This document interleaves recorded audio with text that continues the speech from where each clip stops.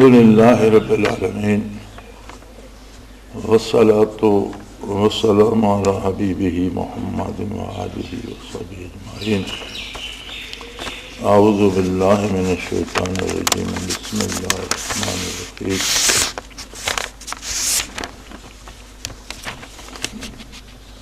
نفس کیا ہے اور اس کی حقیقت کیا ہے؟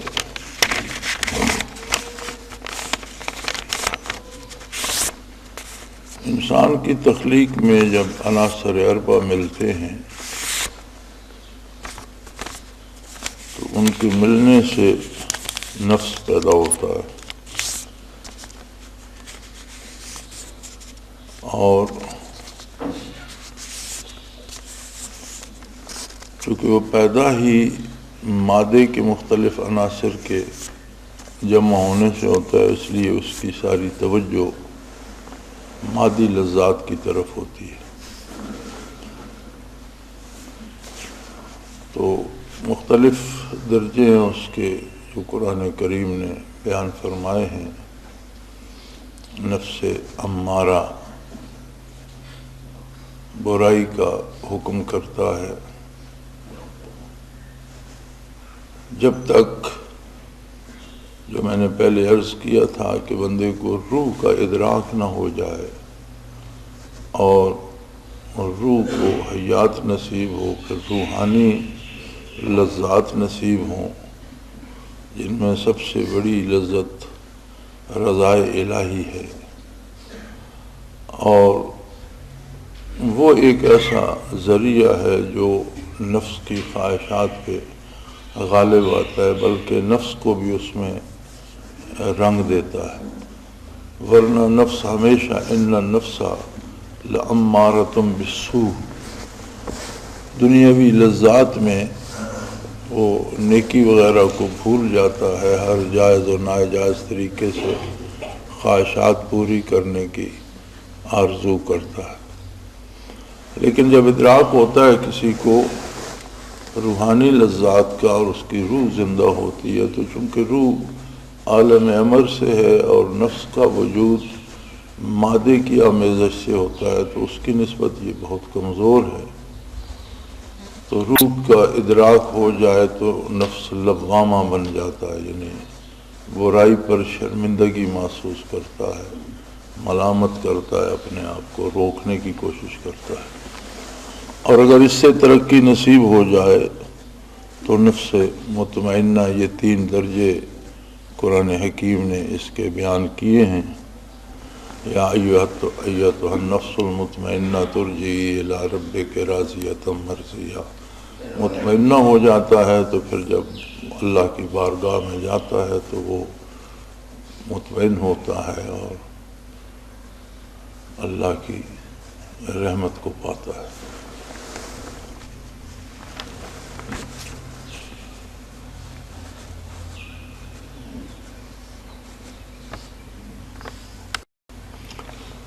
دوائر محبت کی حقیقت کیا ہے؟ اسماء، صفات اور ذات میں کیا حد فاصل ہے، اور ان میں امتیاز کرنا کیوں ضروری ہے؟ اسماء جتنے بھی ہیں وہ صفات کی نشاندہی کرتے ہیں. ہر صفت کے لیے ایک اسم ہوتا ہے جو اس صفت کی نشاندہی کرتا ہے، اور صفات وہ قوتیں ہوتی ہیں یا وہ خواص ہوتے ہیں جو کسی بھی ذات میں ہوتے ہیں. مثلا کسی کی صفت ہے کہ وہ خوبصورت ہے تو اس میں خوبصورتی پائی جائے گی.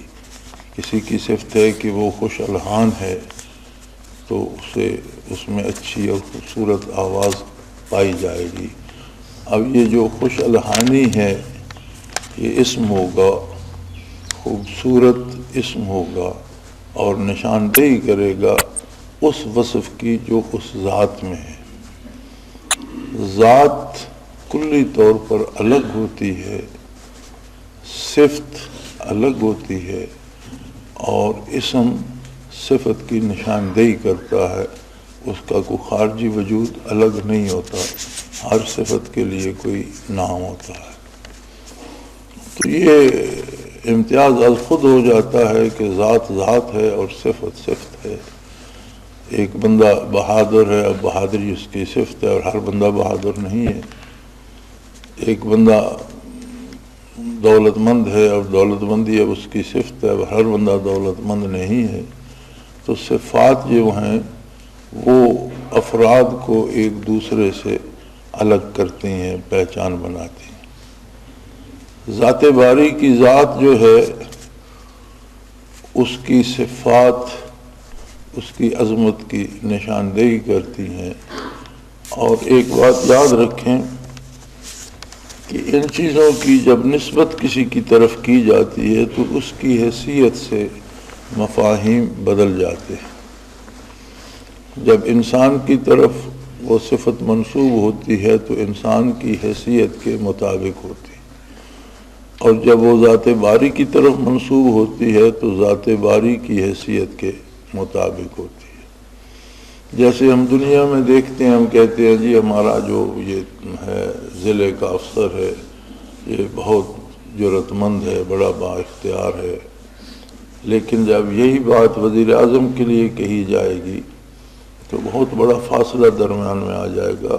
صفت وہی ہوگی، الفاظ وہی ہوں گے، لیکن ذات کی حیثیت بدلنے سے ان کے مفاہیم اور معنی بدل جائیں گے۔ اسی طرح جب صفات اللہ کریم کی طرف منسوب ہوتی ہیں تو اس کی شان کے مطابق ہوتی ہیں، اور جب مخلوق کی طرف منسوب ہوتی ہیں تو اس کی شان کے مطابق، حیثیت کے مطابق ہوتی ہیں۔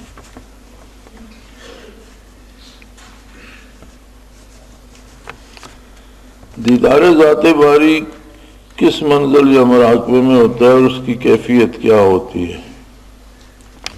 جس طرح اللہ جل شانہ کی ذات کی آپ کوئی تعیین نہیں کر سکتے،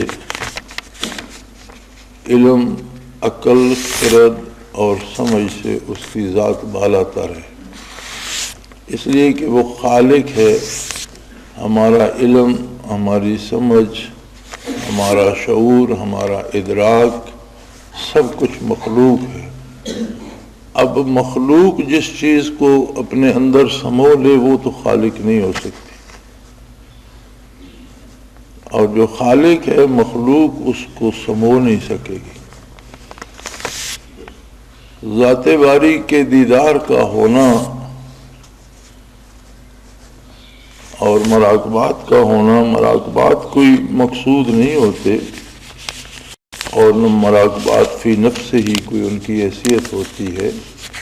مختلف کیفیات کے بزرگان دین نے نام رکھ دیے ہیں، مقصد اللہ کی رضا اور قرب الہی ہوتا ہے۔ تو آخرت میں دیدار باری کا ہونا جو یقینی ہے، جس سے کافر ہی معروم رہے گا، لیکن دنیا میں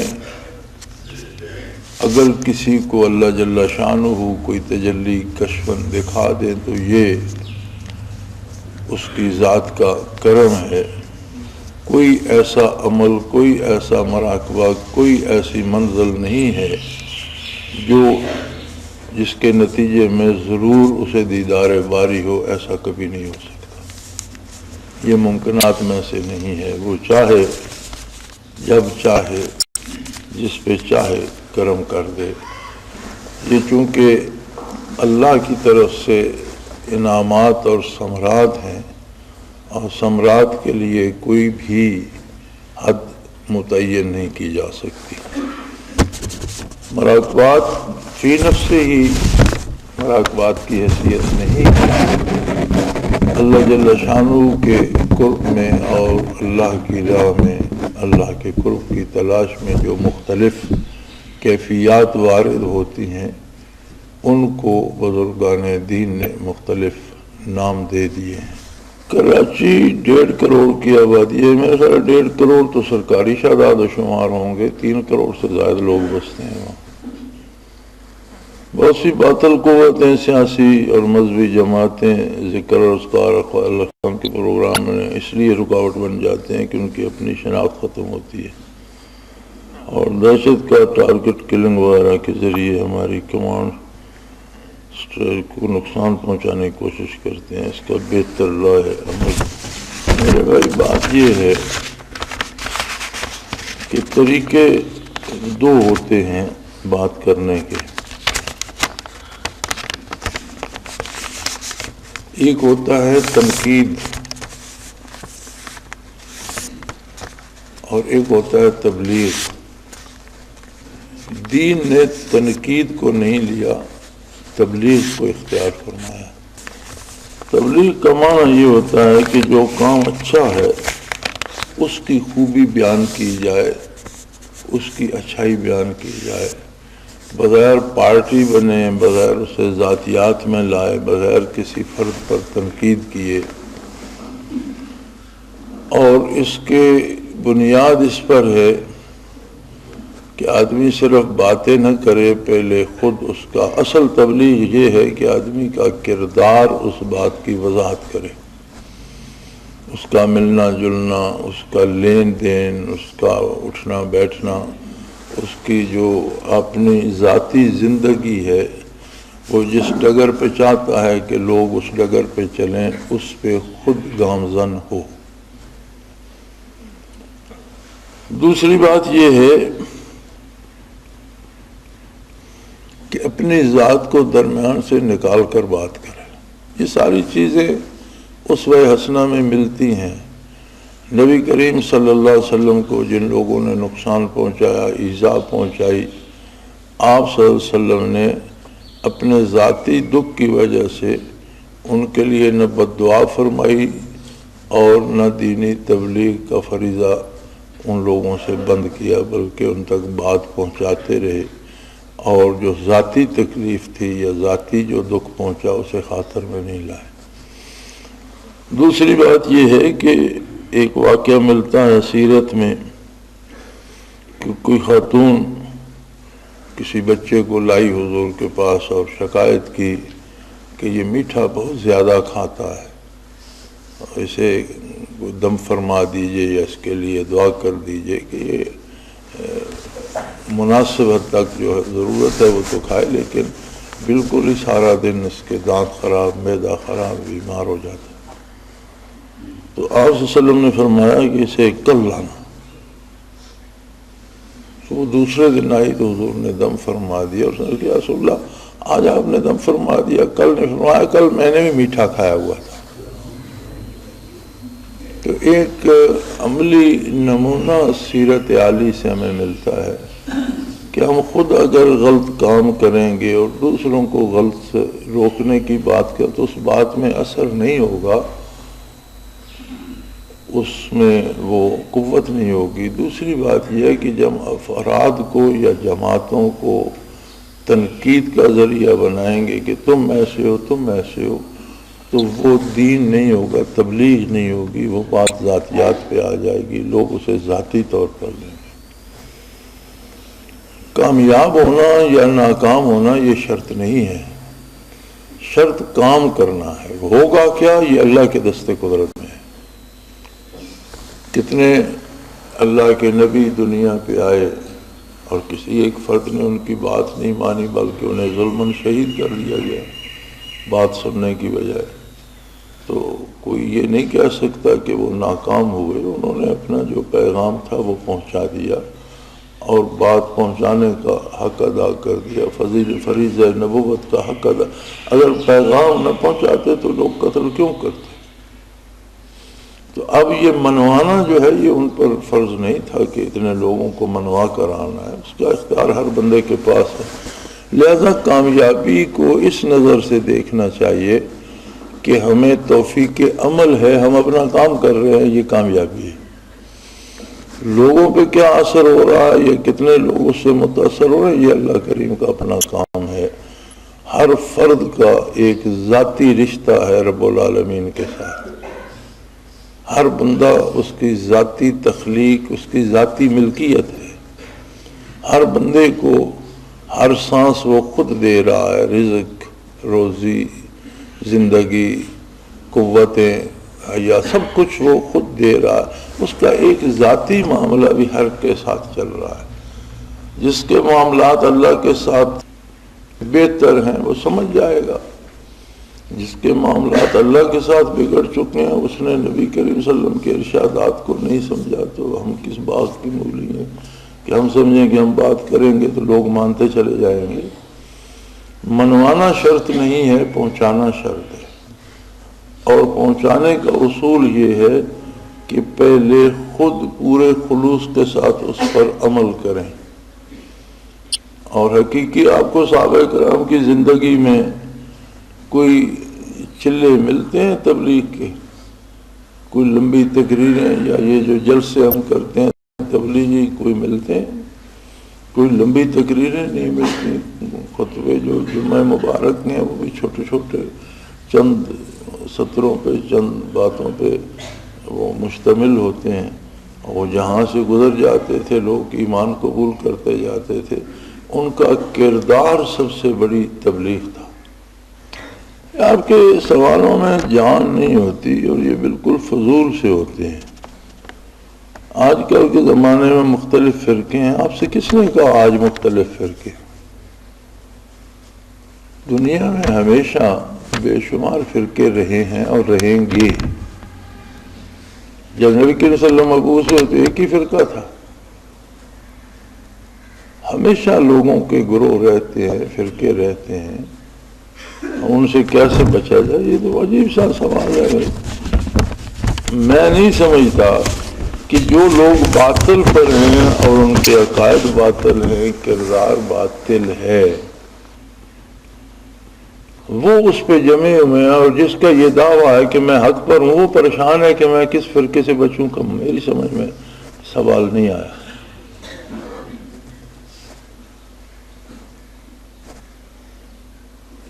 میں نہیں سمجھتا کہ پریشان تو اس کو ہونا چاہیے کہ جو باطل پہ ہے، اسے مذبذب ہونا چاہیے کہ پتہ نہیں میں کیا کر رہا ہوں اور کرنا کیا چاہیے، اور ہمیشہ باطل پہ جو ہوتا ہے وہ مذبذب رہتا ہے، چونکہ سکون و اطمینان جو ہے وہ صرف حق میں ہے۔ اور باطل میں کبھی ایک فرقے میں اگر 1000 لوگ ہیں تو 1000 لوگوں کا کسی باطل فرقے کے 1000 لوگوں کا ایک عقیدہ نہیں ہوتا۔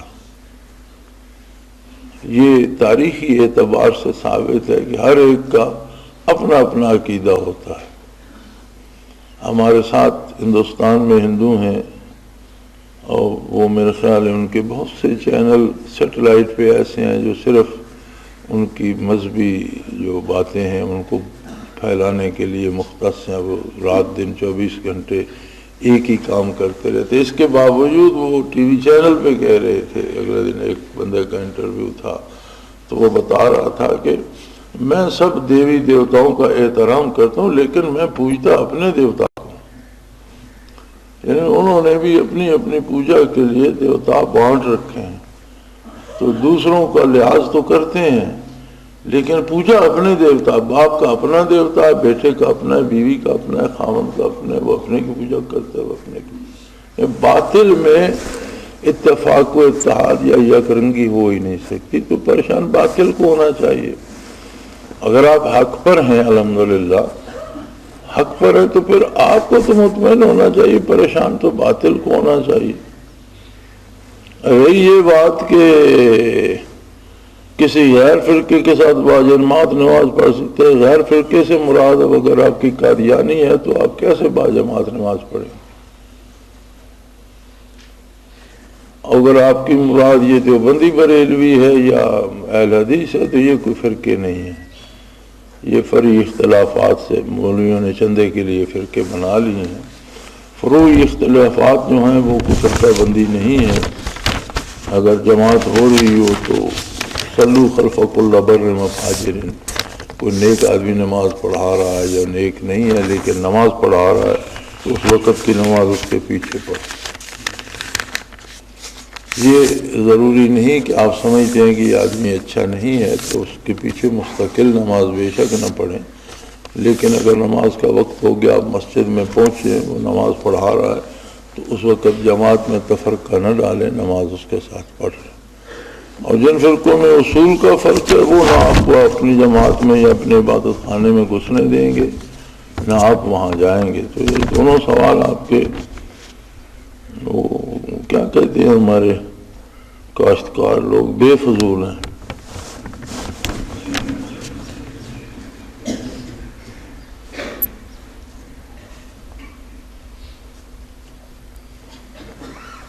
کوئی آدمی جب سے دنیا سے چلا جاتا ہے تو اس کا اپنے شہر کے ساتھ تعلق کیسا ہوتا ہے اور کیا بعد میں اس کی روحانی ترقی ہوتی رہتی ہے، اگر ہے تو کیسے؟ بات یہ ہے کہ دنیا میں تو جو تعلق ہے اس کا صرف دعویٰ ہوتا ہے، اس کی حقیقت سامنے نہیں آتی، حقیقت حال سے اللہ واقف ہوتا ہے۔ ہم دعویٰ کرتے ہیں رشتے کا، تعلق کا، لیکن اس کی کتنی اس میں جان ہے یہ سامنے نہیں آتی۔ تو جب دنیا سے رخصت ہوتا ہے اور یہ جسم کے حجابات، مادی حجابات ہٹتے ہیں تو پتہ چلتا ہے کہ میرا تعلق تھا کتنا، حقیقت کیا ہے۔ دنیا میں تو ہم نے دیکھا ہے، حضرت رحمت اللہ علیہ کے ساتھ کئی بار دیکھا ہے کہ بڑے قریبی ساتھی تھے، ایک لڑکا وہ اس سے پڑھتا بھی تھا، پھر میرے خیال اس زمانے میں 18,000 روپیہ قرض لیا حضرت سے اور کھا گئے۔ تعلق شیخ ہونے کا بھی تھا، استاد ہونے کا بھی تھا، اور وہ اتنا کمزور تھا کہ اگرچہ اس زمانے میں 18,000 بڑی رقم تھی، 10-11,000 کی ٹویوٹا کی نئی گاڑی آتی تھی جو اس زمانے میں تھی، 11-11,500 کی نئی آتی تھی، تو 18,000 حضرت سے قرض لیا اور پھر وہ سارے تعلقات اس 18,000 پہ قربان ہو گئے۔ تو حضرت مانگتے رہے اور وہ کھا بھی گئے، نہیں دیا۔ تو برزخ میں جا کر مادی حجابات ہٹ جاتے ہیں تو تعلق کی نوعیت جو ہے وہ سامنے آ جاتی ہے۔ رہی یہ بات کہ ترقی کیسے ہوتی ہے، یہ تو ہر بندہ مومن جو صاحب نجات ہے اس کی جو کیفیات ہیں، مقامات میں تبدیلی نہیں ہوتی، مقام وہی رہتا ہے جس پہ مرتا ہے، کیفیات میں، لذات میں ہر آن ترقی ہوتی رہتی ہے۔ ہاں کوئی بڑی اولو العزم لوگ ہوں یا کسی کا رشتہ بڑا مضبوط ہو اور اسے توجہ دے کر مراقبات آگے کرائے جائیں، جس طرح ایصال ثواب کیا جاتا ہے اسی طرح توجہ دے کر مراقبات بھی کرائے جا سکتے ہیں، لیکن یہ کوئی عمومی بات نہیں ہے اور کوئی اس کی کوشش بھی نہیں کرتا، الا ماشاء اللہ، اللہ کسی کو دینا چاہے تو وہ کرا دے تو الگ بات ہے۔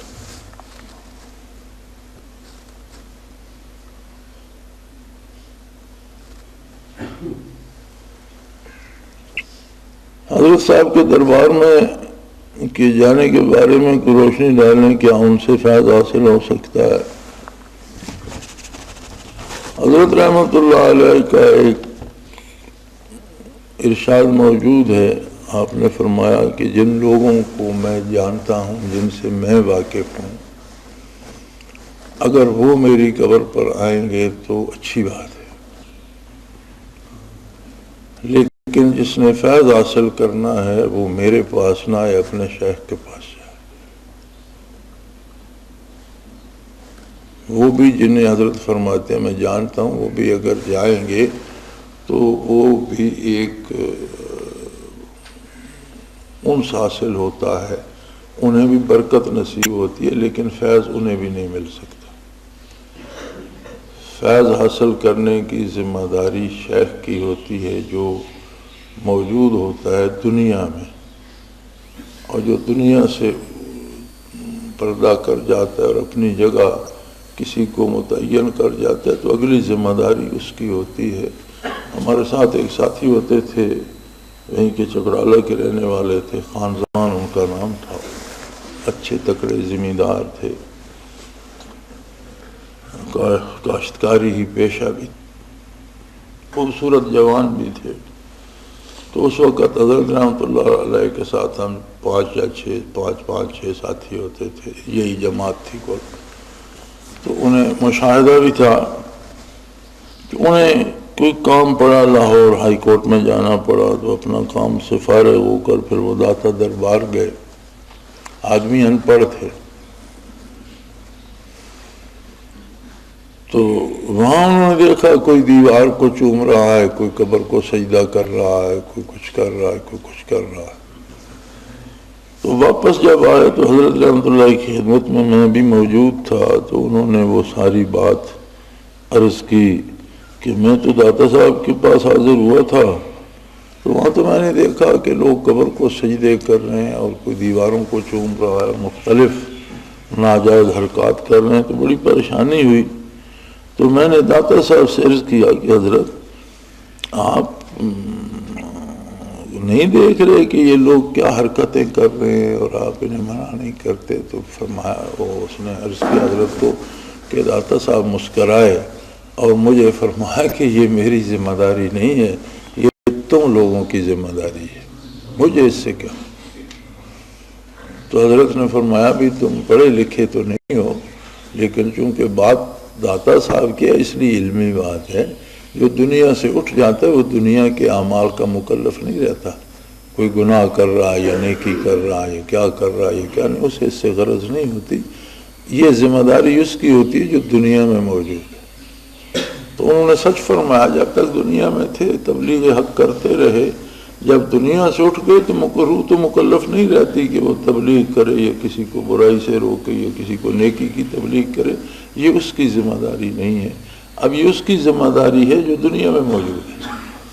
تو انہوں نے سچ فرمایا، چونکہ وہ دینی علم تو نہیں رکھتا تھا، دنیا میں بھی پڑھا لکھا نہیں تھا، تو ویسے جو آدمی ہوشیار اور سمجھدار ہوتے ہیں ان میں تھا۔ تو حضرت نے فرمایا کہ انہوں نے وہی آپ کو شرعی اور علمی جواب دیا ہے، اور انہوں نے سچ فرمایا، جب دنیا سے اٹھ گئے تو پھر وہ اس بات کے مکلف نہیں رہے کہ کون کیا کر رہا ہے، تو جو لوگ آپ دنیا میں موجود ہیں وہ مکلف ہیں کہ انہیں سمجھائیں کہ غلط کیا ہے اور صحیح کیا ہے۔ کیا روحانی طور پر شیخ سے پوچھنے کے بعد کوئی صاحب مجاز کسی ساتھی پر پابندی لگا سکتا ہے؟ کشف پر پابندی یا مناظر پر؟ صاحب مجاز جو ہوتا ہے وہ ایک مخصوص حد تک ذکر یا مراقبات کرانے کا اہل ہوتا ہے، اس سے زیادہ اس میں اہلیت نہیں ہوتی، نہ اسے دی جاتی ہے۔ اگر کسی صاحب مجاز کو کسی کی بات پسند نہیں آئی تو وہ زیادہ سے زیادہ اس کی شکایت کر سکتا ہے، شیخ تک بات پہنچا سکتا ہے جس کی ذمہ داری ہے، اب اس کی ثواب دید ہے کہ وہ کیا کرتا ہے۔ یہ تصوف میں ڈکٹیٹرشپ ہے، اسلام میں سرے سے ڈکٹیٹرشپ ہے۔ آپ کسی کو ملک کا سربراہ اور امیر المومنین بنا دیتے ہیں تو وہ مشورے کا تو پابند ہے، لیکن مشورہ ماننے کا پابند نہیں ہوتا، مشورہ سننے کا تو پابند ہے کہ شاورہم فی الامر، کہ ان سب سے مشورہ کرے، شورا بنائے، لیکن فیصلہ اس کا ذاتی ہوتا ہے، وہ مشوروں کا پابند نہیں۔ یہ پابندی نہیں ہوتی کہ جو مشورہ دیا گیا وہی مانے، اگر یہ پابندی ہو تو پھر اختیار اس کے پاس تو نہ رہا، پھر تو مشورہ دینے والے کے پاس چلا گیا۔ تو صاحب مجاز ایک نمائندہ ہوتا ہے، بڑا چھوٹا سا نمائندہ، جس کو محدود اختیارات دیے جاتے ہیں ذکر کرانے کے یا تبلیغ کرنے کے یا ایک خاص حد تک مراقبات کرانے کے، اور بس۔ دوسری بات یہ ہے کہ عمل شریعت پر ہوگا، اور یہ جتنے لوگ یہ بتاتے ہیں، میں نے پچھلے دنوں ایک خط تھا گجرانوالے سے کہ وہ فلاں بندے نے کہا میں نے دندے والے شاہ صاحب سے پوچھا تم یہ کاروبار نہ کرو. پہلی بات تو یہ ہے کہ جس بندے نے یہ کہا میں جانتا ہوں اسے سرے سے مشاہدہ ہوتا ہی نہیں, اسے لطائف کے انوار بھی نظر نہیں آتے. اب اسے دندے والے شاہ صاحب سے پوچھنے کی کیا ضرورت تھی, اور دندے والے شاہ صاحب کو کیا ضرورت ہے کہ جو صدیوں پہلے گزر چکے ہیں وہ آج کسی کی وہ گڑ کی دکان ہونی چاہیے یا کھل کی ہونی چاہیے اس کا فیصلہ کرتے پھرتے, انہیں کیا ضرورت ہے. تو اس نے ایسا کیوں کیا؟ اس نے ایسا اس لیے کیا کہ دوسرا کاروبار جو چاہتا تھا وہ کرے, اس میں اس کی اپنی کچھ چیزیں بکتی تھیں, اسے پیسے آتے تھے. تو اس طرح کے لوگ رہتے ہیں. جب جماعتیں بڑھتی ہیں تو لوگ رہتے ہیں جو بظاہر تو بڑے طالب بنے ہوتے ہیں اللہ کے, لیکن جماعت سے بھی دنیاوی فوائد حاصل کرنا چاہ رہے ہوتے ہیں. کوئی غریب آ جائے تو اسے کوئی پوچھتا نہیں, کوئی بڑا آدمی آ جائے تو اس کے بہت سے ساتھی جماعت میں کوئی اسے ذکر کرا رہا ہے, کوئی اسے باتھ روم دکھا رہا ہے, کوئی اسے کھانے پہ ساتھ بٹھا رہا ہے. تو یہ باتیں تب تک رہتی ہیں جب تک لوگ محض دکھاوے کے لیے جماعت میں ہوتے ہیں, حقیقتاً دل دنیا ہی کی طرف لگا ہوا ہوتا ہے. اور یہ بات تب جا کے ختم ہوتی ہے کہ جب یہ اثر ختم ہو جائے, کسی بندے سے کسی چیز کی توقع نہ رہے. الحمدللہ اللہ کا احسان ہے کہ یہ ادارہ کروڑوں کی تعمیر کا مظہر ہے, نظر آ رہا ہے, لیکن بنیاد سے لے کر آج تک الحمدللہ نہ اس کی کوئی رسید چھپی ہے, نہ کسی نے کسی سے چندہ مانگا ہے, اور نہ کسی کو خبر ہے کہ کسی نے کیا ڈونیٹ کیا ہے. کوئی کرتا ہے اس کی مرضی ہے, نہیں کرتا اس کی مرضی ہے, وہ دیتا ہے تو اللہ کے لیے دے رہا ہے, اللہ اسے جانتا ہے. اور نہ مجھے علم ہوتا ہے, نہ میں یہ جاننے کی کوشش کرتا ہوں کہ کس نے کیا دیا. ابھی آپ یہاں ہیں, اخراجات ہو رہے ہیں, لنگر چل رہا ہے, اللہ کرتا اس کا پورا بھی ہو رہا ہے, کبھی کم ہو جاتا ہے, کبھی بچ جاتا ہے, لیکن کوئی نہیں پوچھتا کہ کم کیوں ہوا, کوئی نہیں پوچھتا کہ بچ کیوں گیا, کس نے زیادہ دے دیا یا کس نے کم, کوئی نہیں پوچھتا. اس لیے کہ یہ اللہ کا نظام ہے اور اللہ خود چلا رہا ہے. اب جس کو جو نصیب ہے, توفیق ہے, جس سے جو لیتا ہے لیتا ہے, جو نہیں لیتا نہیں لیتا. وہ پچھلے دنوں ساتھیوں نے ادھر وہ سکرین لگا دی, اب وہ 1,25,000 روپے اس پہ خرچ آیا. تو خواتین مجھ سے پوچھ رہی تھی کہ یہ کس نے دی. میں نے کہا یہی تو یہاں عجیب بات ہے کہ یہاں کسی کو پتہ نہیں ہوتا کس نے, اللہ نے دی اور کس نے دی. مجھے کیا ضرورت ہے کہ میں پتہ کرتا, کوئی میرے لیے دی ہے. اگر اللہ کے لیے دی ہے تو اللہ کو پتہ, وہ جانتا ہے, وہ خود اسے اجر دے گا. مجھ سے تو ساتھیوں نے پوچھا کہ یہاں سکرین لگا دیں, لگا دیں, اچھی بات ہے, انہوں نے لگا دی. اور یہ بھی میں نے ویسے ہی پوچھ لیا ساتھی سے جو لگانے آیا تھا کہ کتنا اس پہ خرچ آیا ہوا, کہ جی اس کو 1.25 لاکھ کے. ٹھیک ہے, الحمدللہ, اللہ قبول کرے, بات ختم. یہ پوچھا کہ بھئی یہ پیمنٹ میں نے کرنی ہے تو بتاؤ. جی نہیں, ہوگی تو اچھا ہوگا. میں نے چونکہ کہا تھا یہاں لگا دو, تو یہ مجھے پوچھنا چاہیے تھا کہ اس پہ کتنا خرچ آیا اور وہ پیمنٹ لے لو. انہوں نے کہا جی نہیں, احباب نے پیمنٹ کر دیا. بہت اچھا کیا, اللہ قبول کرے. اب اس سے آگے میں الحمدللہ ممبر پہ بیٹھا ہوں بابو, میں نہیں جانتا کہ کس نے اس میں کتنے پہ, اور مجھے جاننے کی ضرورت بھی کیا ہے.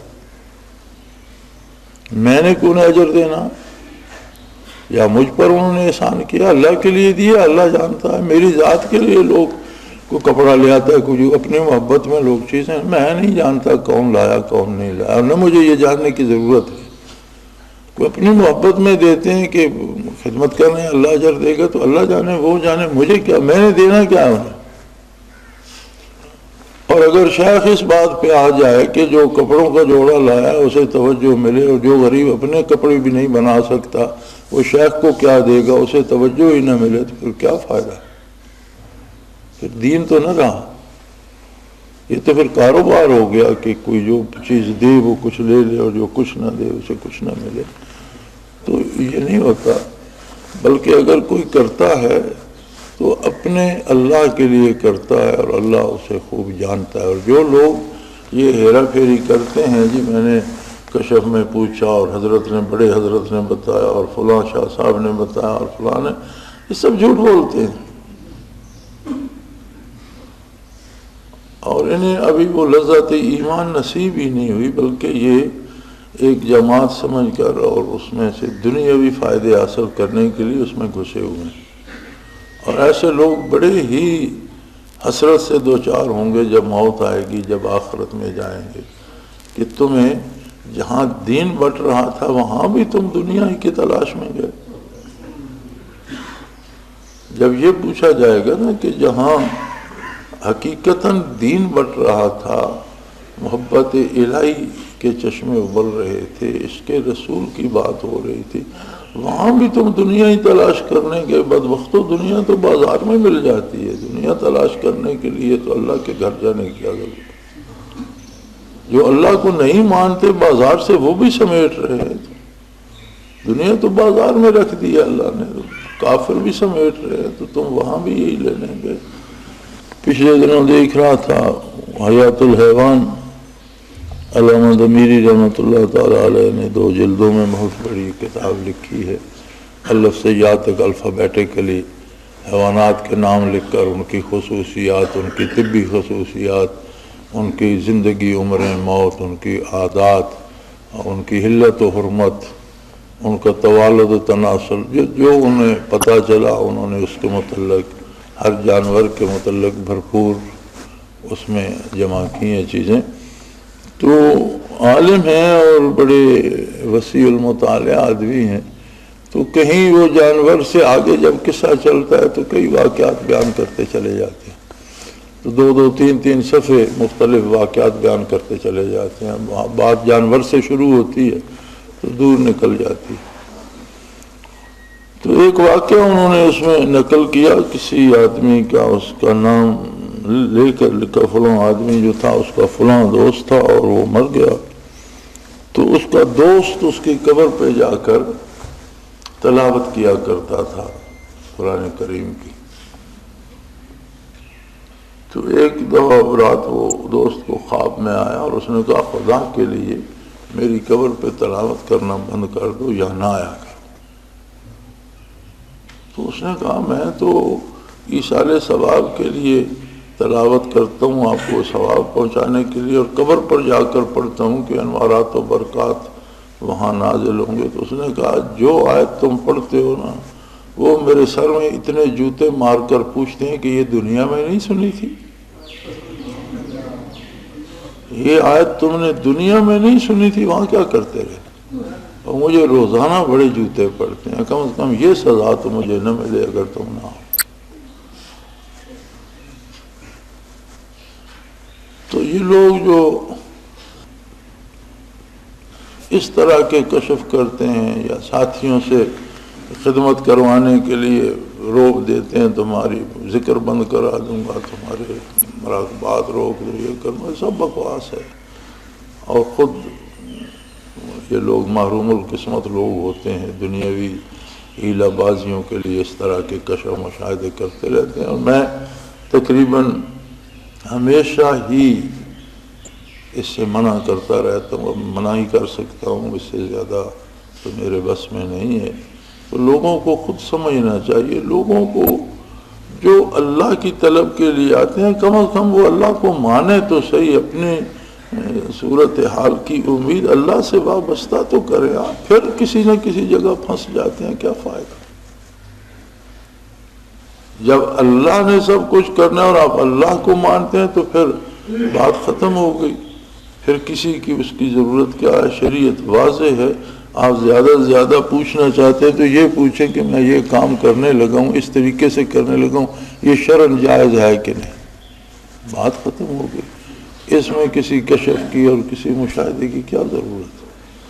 اور ایک بات یاد رکھ لیں کہ جو لوگ دنیا سے گزر جاتے ہیں ان کے پاس فرصت نہیں ہوتی کہ وہ دنیا امور میں مشورے دیتے پھر، کیونکہ دنیا سے جانے والا القبر من روضۃ من ریاض الجنہ و حفرۃ من حفر النیران و کما قال رسول اللہ صلی اللہ علیہ وسلم، قبر یا جنت کے باغوں میں سے باغ ہے یا دوزخ کے گڑھوں میں سے ایک گڑھا۔ اب خدا نہ خواستہ مرنے والا دوزخ میں پھنس گیا تو اسے مشورے دینے کی فرصت وہاں کون دے گا؟ اور اگر اللہ کی بخشش سے بخشا گیا یا بلند منازل پہ چلا گیا تو جتنا اوپر جائے گا اتنا ادھر مصروف ہوگا یا دنیا کے مشورے دے. اسے کیا ضرورت ہے کہ وہ جنت کی نعمتیں چھوڑ کر پھر دنیا کے بکواس اپنے گلے ڈال لے. یعنی دونوں صورتوں میں کوئی بات سمجھ نہیں آتی. میں ڈلوال میں پڑھاتا تھا سکول میں، تو سکول کے ساتھ ایک مسجد تھی بنی ہوئی، بڑی خوبصورت تھی، چونکی عمارت تھی. اس کے سین میں ایک دو قبریں بھی تھیں، کسی عالم کی یا کسی بزرگ کی یا کسی امام کی میں نے پوچھا نہیں، تحقیق نہیں کی. تو وہاں نمازی کم ہوتے تھے اس جگہ، آبادی اب شاید زیادہ سکول سے بھی آگے نکل گئی، اس جگہ آبادی کم تھی. دوسری مساجد میں نمازی زیادہ ہوتے تھے، وہاں کم ہوتے تھے. تو کچھ دیوبندی تھے، کچھ بریلوی تھے، وہاں یہ بڑا ان کا مقابلہ رہتا تھا دیوبندی بریلویوں کا. اب بریلوی اس قبر پہ رات کو دیے جلاتے دو چار جو تھے، اور جو دیوبندی دو چار تھے وہ انہیں روکتے. تو بندے تو 5-7 ہی تھے، لیکن ان کا جھگڑا چلتا رہتا تھا. تو میرے پاس ایک دن آ گئے کہ جی آپ یہ ہمارا جھگڑا ختم کر دیں، یہ روز چخ چخ بک بک ہوتی ہے مسجد میں، اور مسجد کے سین میں قبر ہے ایک طرف، تو اس کا کیا کیا جائے. تو میں نے کہا مجھے پہلے ایک بات بتاؤ کہ تمہارا کیا خیال ہے کہ اس قبر میں جو بندہ دفن ہے یہ جنتی ہے یا دوزخی ہے؟ نہیں ولی اللہ تھا، یہ اللہ کا بندہ ہے. میں نے کہا بھئی اگر دوزخی ہو تو اس کی تو قبر آگ سے بھری ہوئی ہوگی، اوپر آگ جلانے کی کیا ضرورت ہے؟ اسے تو خود اس میں خود کفیل ہے، اس کے پاس تو بہت آگ ہوئی. اور تم کہتے ہو کہ جنتی ہے، اللہ کرے جنتی ہو، تو جس کی قبر میں جنت کا نور اور روشنی ہے اس پہ یہ بدبودار دیا جلانے کی کیا ضرورت ہے؟ اسے اس سے کیا، اس کا کیا بھلا اس سے ہوگا؟ یہ تو جب یہ تارا میرا کا تیل جلتا ہے تو دھواں چھوڑتا ہے، اپنی سمیل چھوڑتا ہے، تو اس کے پاس جنت کی خوشبو ہوگی، تو اسے اس کی کیا ضرورت ہے؟ تو تم اگر یہ جلانا ہی چاہتے ہو چراغ تو اندر مسجد میں جلا دو. یہ جو تیل خرچ کرتے ہو، یہ دیے منگاتے ہو، مسجد میں رکھ دو یا کسی مدرسے میں دے دو، طالب علموں کو پڑھنے کے رات کی روشنی کے کام آئے گا. کسی غریب کو دے دو جس کے گھر میں دیا نہیں جلتا، اس کو جلانے کے کسی ضرورت مند کو دے دو. تو اسے تو دونوں صورتوں میں دیے کی ضرورت نہیں ہے. تمہارے خیال کے مطابق اہل جنت میں سے ہے تو پھر تو بالکل ہی اسے اس کی ضرورت نہیں ہے، بلکہ دیا بجھ بھی جائے تو وہاں جو تیل گرا ہوتا ہے اس کی سمیل وہاں قبر کے قریب سے گزرنے نہیں دیتی. تو یہ تو ویسے ہی بے ادبی ہے اس کی قبر کی، اور خواہ مخواہ تم وہاں گند پھیلا رہے ہو جہاں جنت کی خوشبوئیں ہیں اس کے پاس، تم وہاں کیوں کر رہے ہو؟ تو وہ دونوں مطمئن ہو کر چلے گئے، کہنے کہ جی ٹھیک ہے ہم قبر کو صاف بھی کر دیں گے اور اسے تیل شیل صاف کر دیں گے، آئندہ ایسا نہیں کریں گے. تو مرنے والے کو ان دونوں حالتوں میں کسی دنیاوی معاملے سے کوئی غرض نہیں ہے. اسے کیا ضرورت ہے؟ وہ کیوں دخل دے گا؟ وہ کیوں کہے گا؟ اگر جنتی ہے تو وہ جنت کو چھوڑ کر یہاں کی باتوں میں الجھے گا. اگر دوزخی ہے تو وہ اسے ادھر دیکھنے ہی نہیں دیں گے، وہاں اس کی اپنی مصروفیت اتنی ہوگی. یہاں کو حکومت کے حوالات میں چلا جائے تو اسے دنیا و مافیا بھول جاتی ہے، تو جہنم میں کس کو پیچھے کی باتیں وہ کرنے دیں گے کہ اسے مشورے دے. تو یہ سب فضول ہے میاں. بات سیدھی ہے، عبادت اللہ کی، طریقہ محمد رسول اللہ، کوئی تیسری ذات درمیان میں نہیں. حکم اللہ کا ہے، طریقہ نبی کریم صلی اللہ علیہ وسلم کا ہے. کسی سے پوچھو، صاحب مجاز سے پوچھو، مجھ سے پوچھو، شیخ سے پوچھو، کسی عالم سے پوچھو، تو پوچھنے کی بات یہی ہے کہ اس میں اللہ کا حکم کیا ہے اور اس کے کرنے کا طریقہ حضور نے کیا بتایا. کسی نئے کشف سے کوئی نیا دین دریافت ہونے والا نہیں. وآخر دعوانا الحمدللہ رب العالمین. الحمدللہ رب العالمین والصلاة والسلام علی حبیبہ اللہم ربنا لا تقتلنا بغضبک ولا تهلكنا بعذابک ربنا لا تسلط علینا انت ولینا فی سفرنا وذرنا فی مالنا واہلنا انت ولینا فی الدنیا والآخرہ توفنا مسلمین والحقنا بالصالحین اللہم انصر الاسلام والمسلمین اللہم اید الاسلام والمسلمین اللہم اعز الاسلام والمسلمین انک علی کل شیء قدیر وصلی اللہ تعالی علی حبیبہ محمد برحمتک یا